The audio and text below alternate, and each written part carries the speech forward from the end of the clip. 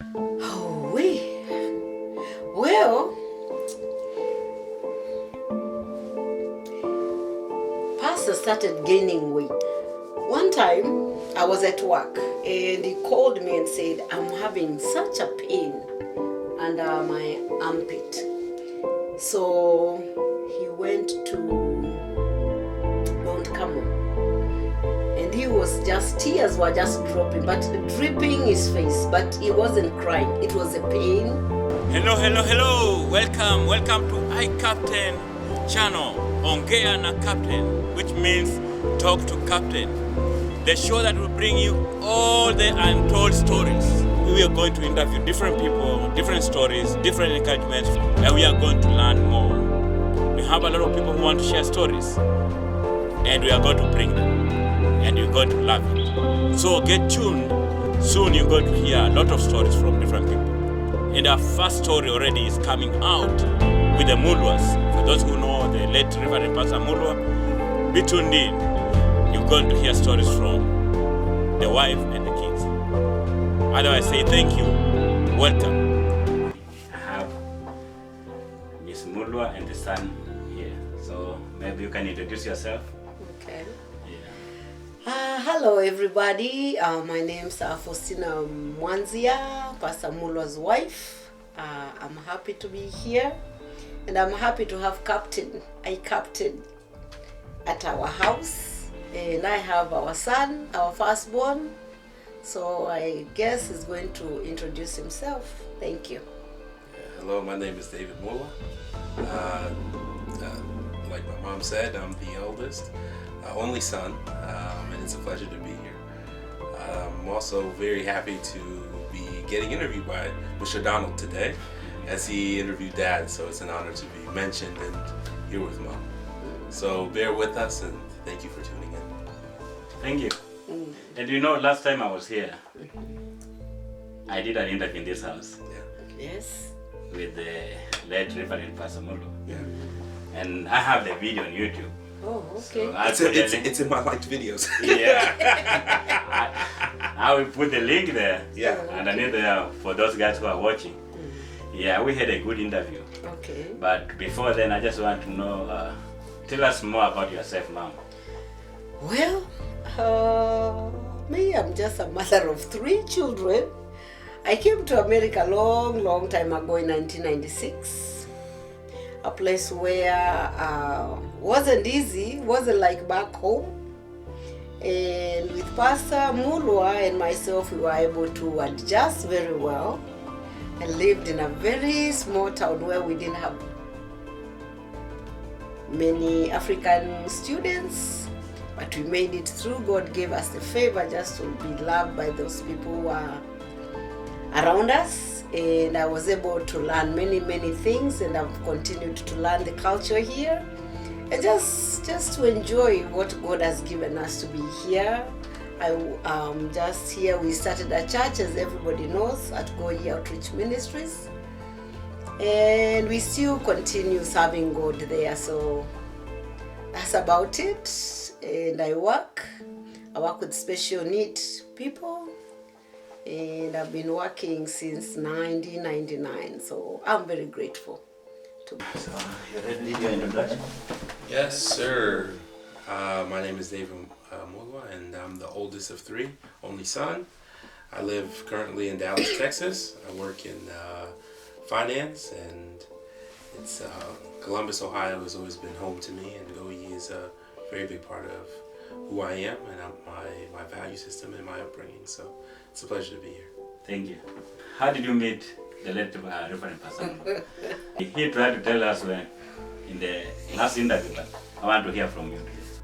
Maybe the special name you used to call it. Oh, it's Honey. I used to call him Honey. Kendo Akwa. Yeah. Honey means, Kendo Akwa means honey too. My thing. Okay, well, I met Francis. I call him Mwanzia. I met Mwanzia. So I met him.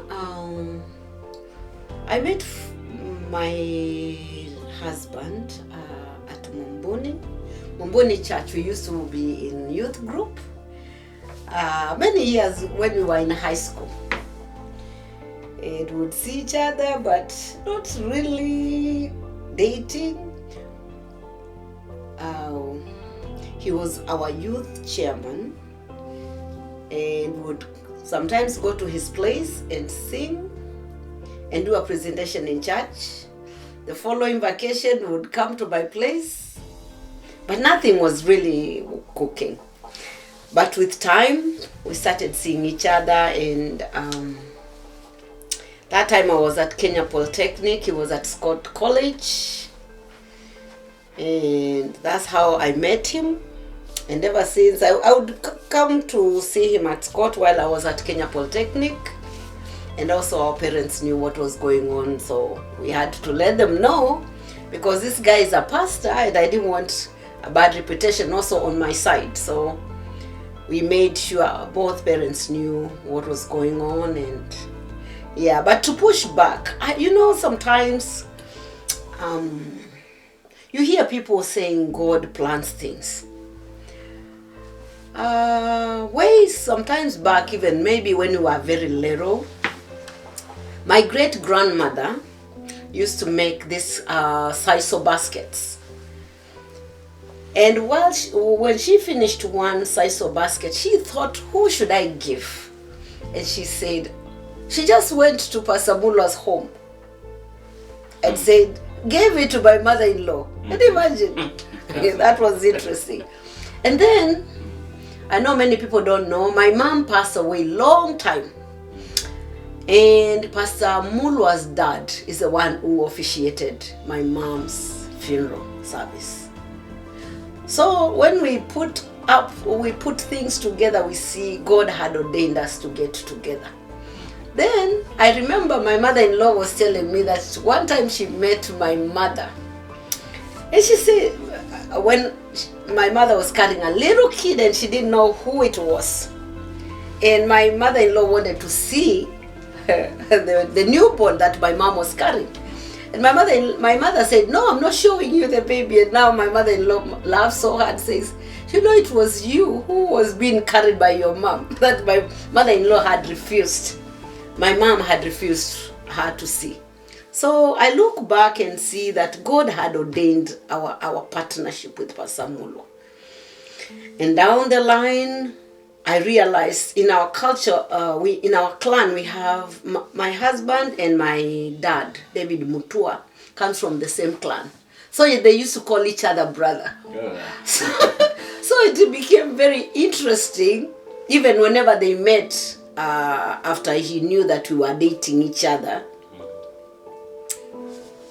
My father would take time and think, how am I going to address this brother of mine for a long time? And sometimes they'll just look at each other and just start laughing. So that's how so my story is very interesting with Pastor Mulwa, but I thank God for everything that he planned or ordained for us to get married. We had dated for over 7 years. Yeah, did you guys got married? We got married in 1990. August the 18th, 1990. That's when we get married. That's we in got Kenya, married. right? That was in Kenya, Mumbuni, African Inland Church, Mumbuni. Yeah, and we had over 1,000 people that day. There were so many. We had about over 45 maids. So it was just crazy. It was a big wedding. So David, you need a big line of wedding. 80 bridal family. Not in 2024 prices. No. Now it's only 2. Yeah. So how did you guys get after? I know you had to make a mind to come over here. How did you move from Kenya to come to Kenya? Yes. So I get married to this guy. Okay, we start serving at a church called Mongala, AIC, African Inland Church, Mongala. Then we had David. And one time we were just at home, and Lukenya, there's a place in Machakos called Lukenya, and we have a big farm there, and Francis went there and he was just seated there.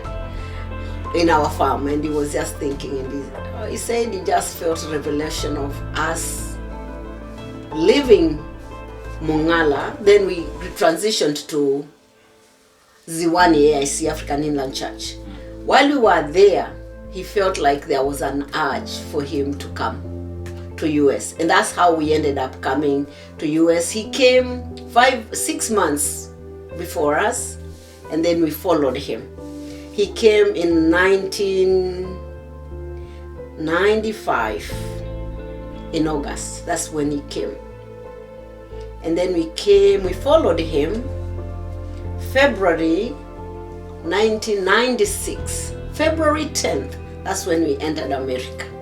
And it was such a joy to be united and to be one family again. By that time, when Pastor left, we had Elizabeth, who was only maybe 6 months. Yeah, so when we got here, Elizabeth could not even remember her dad. And Dad said, never again will I ever leave my family. So we stayed with him there in Ashland Seminary. That day it really snowed. That February 10th, it snowed heavily. And the following day they had school. That was on a Monday. And everybody is complaining, and Pastor says, with or without snow, my family is here. Praise God. And he was so happy. So we thank God that we were back together, and we continued to live together and enjoy what God had blessed us with. So Pastor relocating here in America, did he come for the ministry? He came to further his studies. You know, Ziwani was a very big church. And we had 4 services, and sometimes people would come with very, very difficult situations to handle. And he had not done the counseling, so he saw Ashland Seminary was offering those classes. So that's why he chose to come to US, to come to Ashland Seminary, which is here a few hours, an hour and a half from here in Columbus. So that's why he came to further his studies, and the rest is history. He did his master's, and he thought this was a good place to live. So we decided just to stay, to continue living and support our people back home. Yeah. So that's how we ended up here in Columbus. And I know you guys have been so influential in Columbus community. And even growing the church, what were the most challenging part of it, like just to grow the church in the community? It's new to you, everything is new, and culture-wise and everything, you know, bringing the Kenyans people together. What was, like, how did it take you guys to do that? Oh, that one took the hand of God, I tell you. Because when we came, there were other pastors who wanted to start their churches. One of the guys we had 3 other pastors who had started their churches, and it was not easy. I remember we would go to door. Every Saturday we would take our children, David, Elizabeth, and Eve. Actually, we would take our breakfast. We would stop at McDonald's, right, David? We would. Yeah, we would stop at McDonald's to buy the breakfast. Then we'll go home to home visitation, each apartment, and we'll knock doors, and some people will not open. We'll leave flyers on the cars, and we started the church. Oh my gosh, we were only three families. I think the first ever Go Ye service we had was, maybe a total of maybe 6 people, if that, including, yes. And we were 5 of them. And even, and actually it was very hard even to, and then we had this stigma, iyo kanisa ya Wakamba. That was the hardest thing. Oh, Pastor, iyo kanisa ya Wakamba. And everybody would say that, and it really broke Pastor's heart. Kanisa ya Wakamba. Yeah. But we thank God, from there, kanisa ya Wakamba, we've become people of different international church that has nearly every tribe from Kenya, and now we have people from Haiti, from all over. So we thank God. You know, whatever God ordains and you are starting something led by God, anything that God starts is never in vain. Because even now, Pastor Mulwa is gone. It could have been already closed by now. But because there is somebody called God who continues to watch over ONGEA, because it wasn't about Pastor Mulwa. It was about expanding and sharing the gospel. I remember even when we started, I have a very small book that would collect offering. Our offering would be $24 on a Sunday. And we used to meet in a very small chapel. Something Maybe almost... even these two rooms These two here, rooms. put together, honestly, it's probably the size of the room we met. Yeah, and we would sing. Pastor will be the guitarist. He would put the guitar down, then he would preach. We'll collect the offering. But God is good. We never underestimated and they had our a little God. stage in the front, and the stage was so small you couldn't even have a praise and worship team No. there. It was maybe 2 people, maybe two and a half people could fit up there.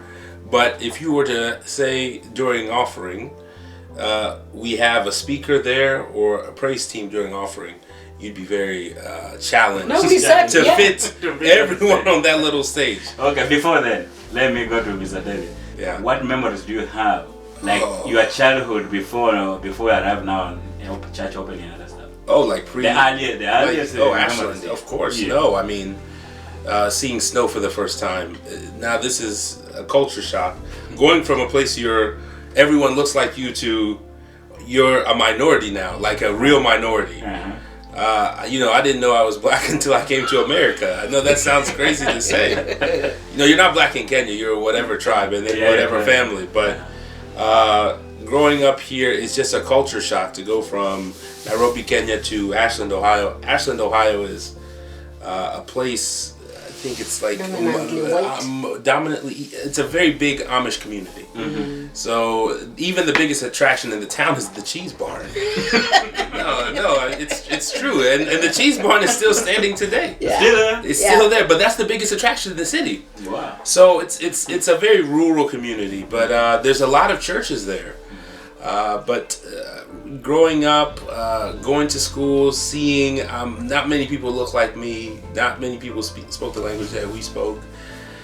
In fact, I don't think when we came, 96, we didn't see other Kenyans until maybe in Cleveland, maybe 5 years. So really we didn't really see other Kenyans for about 5 years. Oh, wow.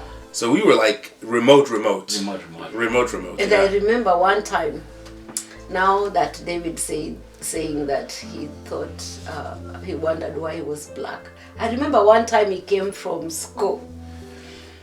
And I don't know what had transpired. I don't know, they were talking about in different cultures, different countries. Yeah. And he came home and said, why was I born black? Why wasn't I white? And it was like, we went and talked to our pastor. That time we were attending Church of the Savior, Pastor Jerry. And his wife was a teacher, so we went and told Jerry, because we are in culture shock. How come our son is asking that? So he said, you guys need to make an appointment, make a conference call and talk to the teacher and see what they were discussing. Because he was maybe the only black child, yeah? Even the churches we went to, they were like, even when Eve was born, they want to see, is this a real? So it was very interesting place. But we enjoyed because we had people. We would go to restaurants and sometimes we are eating. People looking at you like. No, yeah. And then somebody who knew us, I don't know, maybe because we are the only black in that Ashland city, they will say, oh, don't worry, we already paid, somebody paid for you guys. So that shows you how poor we were. And not just any black, but African black. Yes. If you had asked those people to point Kenya out on the map, they couldn't tell you where Kenya was. No. So, I mean, now maybe with information, it's more well known. But back in those days, no. We were part of a very small community. Yeah. But no, I mean, never, and I think that's kind of like with GoYe, humble beginnings. Yes. But look, here we are now. Okay, let me go back to Mama about GoYe. Now we have been talking about GoYe. Now, last time when I did the interview with the late pastor, he talked about his son becoming sick. So, tell me about how did he start?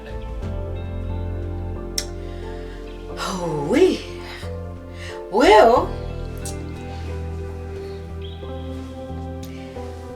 Pastor started gaining weight. Is that what you're asking about, his sickness now? He had talked about, because the sickness he had, I think it was not like something people would figure out, even the doctors would not figure out what was. Yes. One time I was at work and he called me and said, I'm having such a pain under my armpit. So he went to Mount Carmel and tears were just dropping, but dripping his face, but he wasn't crying. It was a pain. So that is the beginning. We had noticed that he was gaining weight, but we didn't know. Even him himself didn't know what was going on.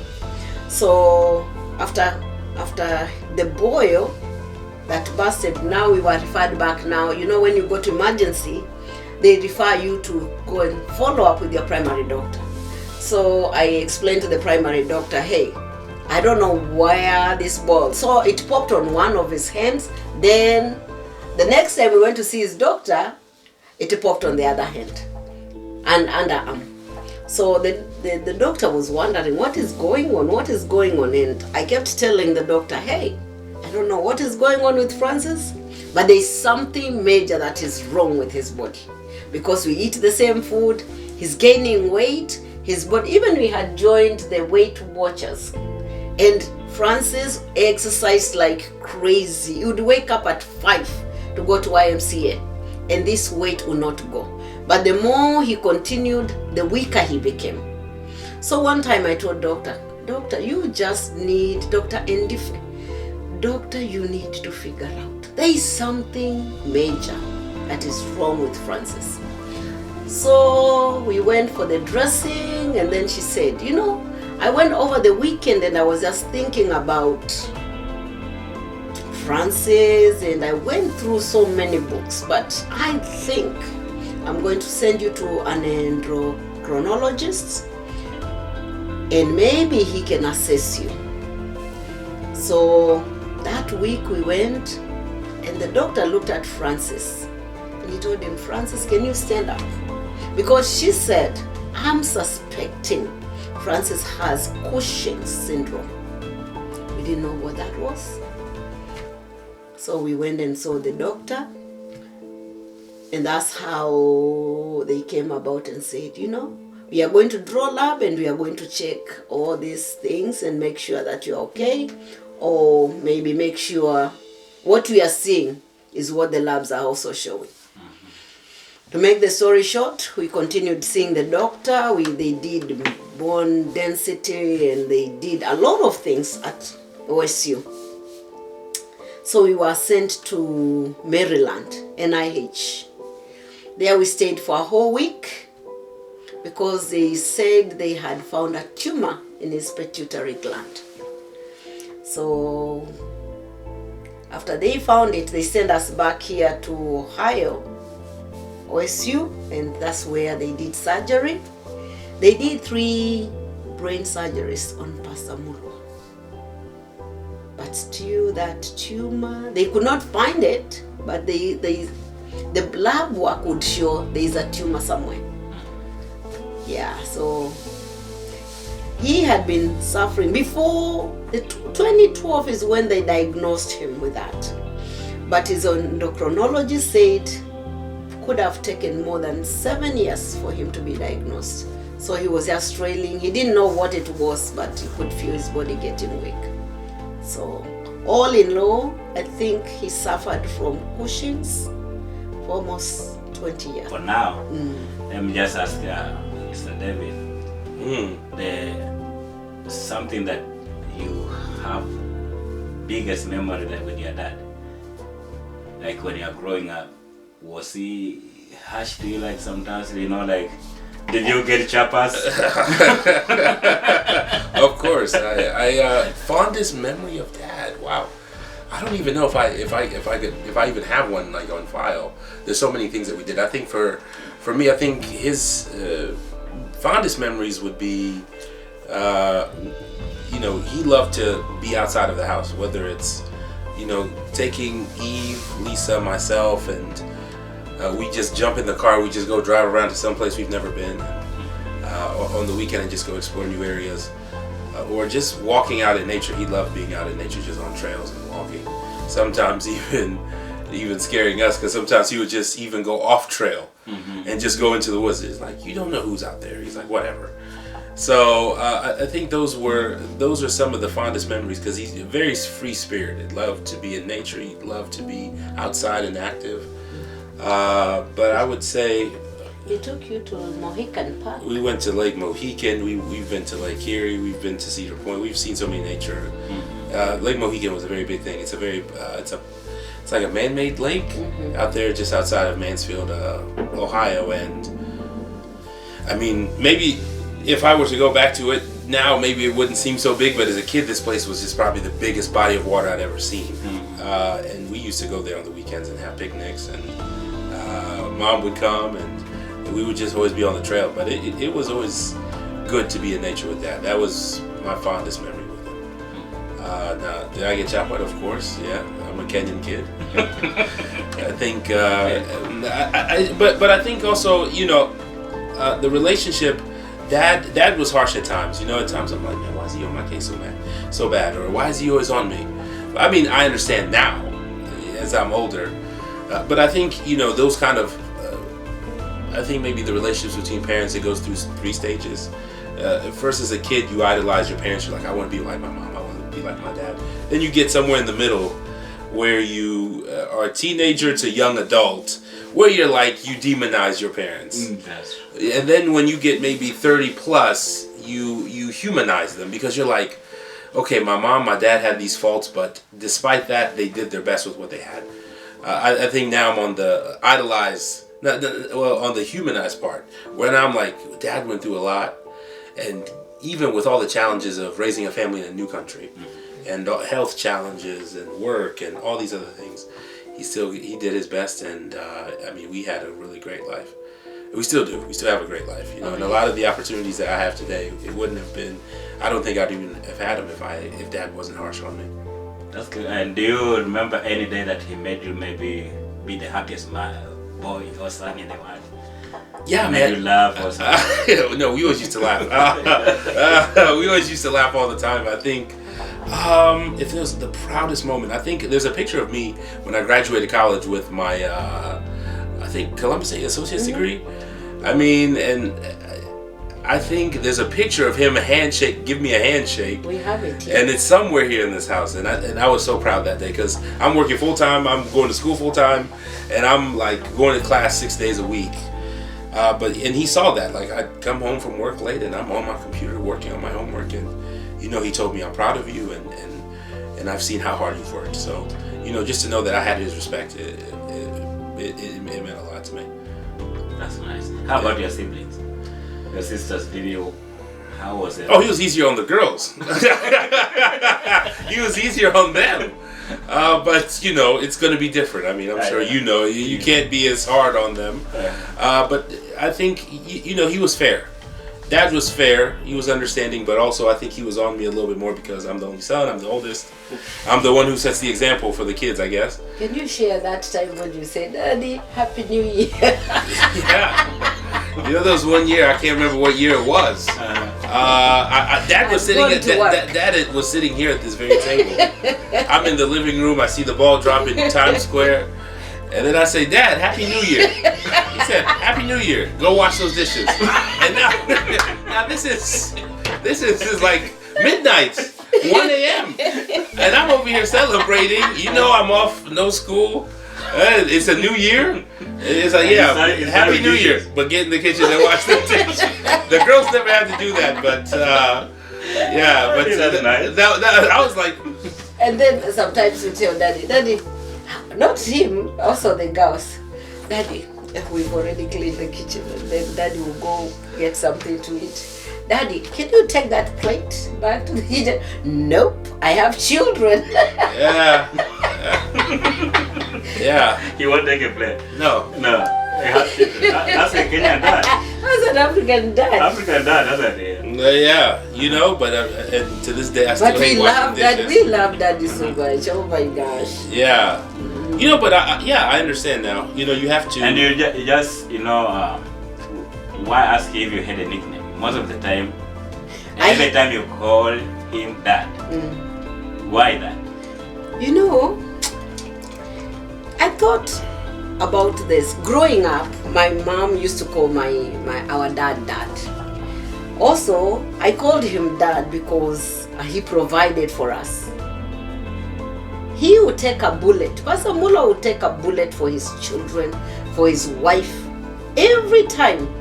And I remember sometimes he would say, Nyano, that's how you call me. Nyano, that means Mama David. Nyano, now means father. Nyano. When you hear him call me that, he's very serious. And sometimes you talk, and especially even about his siblings, the children, the church. He was so much about the church. He never wanted the church to be a nonsense place. Yeah. Is there a time you made him become so mad with you or anything? You know, with marriage you have challenges. So. You know, Captain, this is something I don't know. With even these children would laugh at me and ask me, what do you guys talk at night with Dad? All the time you're talking. But I remember one time, I never made him mad. I had gone to a conference and he had acacia. That was in Kenya. And you know, David was only months old, and me being a cateress, so you know I can't leave the pastors without having their food. And I had told him that I'll be at home by 6, but I couldn't make it because these are older people who want me to do this and that and make sure their meals are made. So my sister-in-law is the one who I never saw him very angry like that. My sister-in-law came and said, hey, if you saw Mwazia today, Mwazia was very angry because now he's late for his kesha. But when he came home the following morning, he never said anything to his wife, so I said, okay. But it was very hard for anybody to make Pastor Mulwa angry. But when he got angry, you knew he got angry, and you let you know. That was Pastor Mulwa. But I don't remember me making him angry. David, you remember one time? You or me? No, me. You know. Dad would fight for Miss Tina. Oh my gosh. Yeah. Now I was everything to him. And you would sing all these many songs. He had so many names for me, but I won't say them.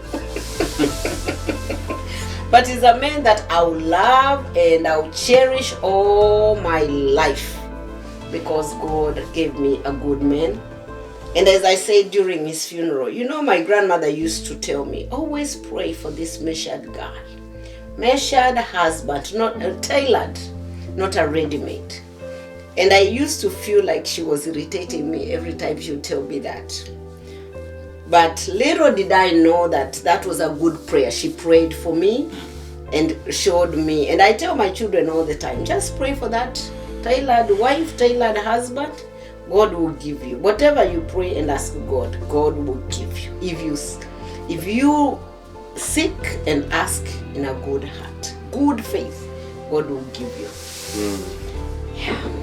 And did you guys have any challenges like raising kids and together when they were growing up? You know how when David was explaining, you know, there are stages of kids sometimes when they're teenagers. The demonized their parents. Oh. Actually, bringing up our children, it wasn't easy. For one, coming from a different culture where children never answer back to their parents. And now here you are talking to your children, they are telling you this, they are telling you that. You also don't want them to take over you. So sometimes we found it very hard, sometimes very challenging. And sometimes Daddy would ask, hey, we came to America and this life is not easy because our children, like every other child, sometimes the girls feel like they're up here. You tell them this, they don't want to listen. And I remember Dad would say, no way. Whenever he met you, he would point like that. They knew, oh, they're in big trouble. They better straighten out. One time I remember I was telling one of my daughters, I said, wait, no. I said, you know, I've been telling you not to do this and that. But one of these days I'll get you. You know what Pastor Mulwa said? When that day comes, let me know. Everybody straight. Actually, that was the first and the last time for us to talk to our children. When that day comes, let me know. Yeah. And Daddy never spanked anybody. I never said anything else. They knew Dad meant it. So, yeah, but it's a challenge because there is that peer pressure out there. You want your children to respect you. You want their children to carry themselves well because in Kenya we grew up children respecting their children, the parents, and even auntie or uncle. You would never address any like Captain. You'd be asked, are you the same age? So we had just to tell our children, you know, it's good to respect. It's good to have a good character. And they were good. Yeah. All right, let's have a commercial break. I need to drink water. Yeah, we have some juice. We have some lemonade. Yeah. You want some lemonade? Yeah.